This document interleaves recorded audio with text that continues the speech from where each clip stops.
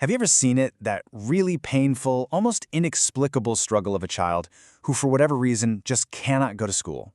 It's a moment that's just filled with so much distress and confusion, not just for the child, but for everyone.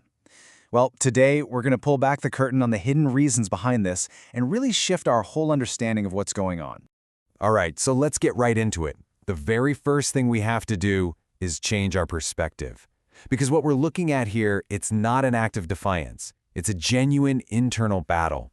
And this right here, this is probably the most important distinction we can possibly make.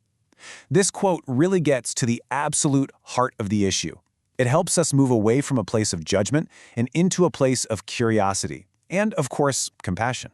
Honestly, this one thought is a total game changer. So what does this battle actually look like from the outside? It often shows up in ways that are so easy to misinterpret. We might see just incredible distress in the mornings, or frequent physical complaints like stomach aches and headaches that are very, very real. Or maybe it's an overwhelming fatigue, or a child who just completely shuts down if you even mention school. These aren't just random things happening. They're all clues pointing to something much deeper. Now, to really, truly help, we have to look past the what and start asking why. This is where we make that big shift in our thinking, from focusing on behavior to understanding biology, from seeing defiance to seeing distress. We're about to break down the neurobiological reasons why a child's nervous system might literally perceive school as a threat. What's so fascinating here is how much our words matter. The language we use completely shapes our response. Take the old term, school refusal. It just automatically puts the blame on the child, doesn't it? It implies they're making a willful choice. But when we change our language to emotionally based school avoidance, or EBSA, it reframes the whole conversation. It points us to the real root of the problem, emotional distress and unmet needs. And that, in turn, guides us toward support instead of punishment. Okay, so let's start with our first key concept, sensory processing. Just try to picture a school hallway for a second.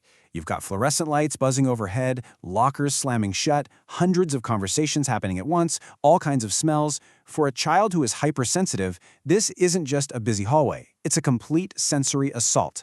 It can immediately put their nervous system on high alert. Next up, we have something called interoception. Think of it as our internal sense. It's how you know you're getting hungry or feeling tired, or how you feel that little flutter in your stomach when anxiety starts to creep in. So if this internal dashboard isn't giving clear readings, a child might not notice those warning signs of distress until it's way too late. They can go from 0 to 100 in a flash, with what seems like no warning at all. And all of this brings us to emotional regulation. Because, well, you can't regulate what you can't sense. It's just that simple. If the world outside feels like a constant attack because of sensory issues, and your internal world is hard to read because of poor interoception, then trying to manage your emotions becomes an almost impossible task. The main takeaway here is that these three things are all deeply, deeply connected. So now let's put all the pieces together. Let's look at how these individual concepts can create a kind of chain reaction, a reaction that can lead directly to school avoidance. This is the real mechanism behind the struggle we see on the surface. So it all starts with that sensory overload from the school environment. That triggers the body's most basic survival response. Then, because those internal warning signs get missed, the distress just keeps escalating until it explodes into complete emotional dysregulation. And here is the absolute key. The avoidance, the meltdown, or the shutdown, that's the final step. It's a protective, adaptive response from a nervous system that is basically screaming, "I am not safe." Now, these dysregulated states can look pretty different. A meltdown is what we often think of. It's an outward explosion, a total loss of control. A shutdown, though, is the opposite. It's an inward retreat. The child might just seem dazed or non-responsive, like they've completely checked out. What's so important to remember is that neither of these is a tantrum. They are not a choice. They are involuntary neurological responses to being overwhelmed. And this quote, this just perfectly illustrates the core of the problem.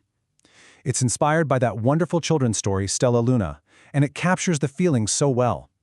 We are basically asking a child whose brain is wired one way to function and thrive in an environment that was built for a completely different kind of brain. The problem isn't the child, it's the mismatch. Okay, so understanding all of this is the first crucial step. But action is the second.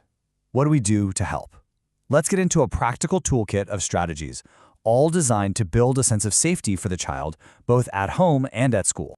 So, At home, our main goal is to create a predictable and low-demand foundation. This means things like rock-solid routines, using visual checklists to reduce the mental load of warnings, and talking through what's coming next before it happens. But honestly, one of the most powerful things you can do is something called co-regulation. It means your calm nervous system can literally help calm theirs.